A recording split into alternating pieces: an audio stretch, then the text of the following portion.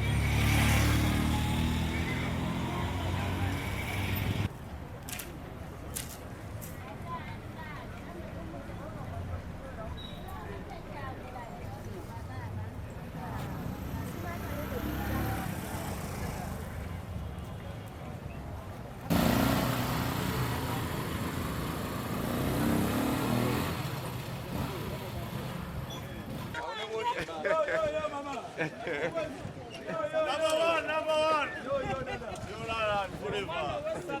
Melody say. Yeah.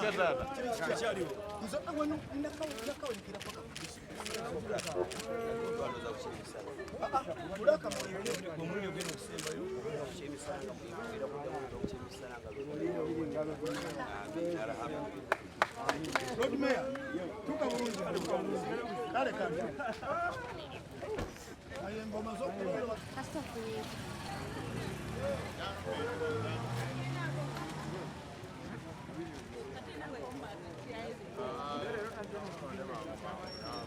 Alhamdulillah.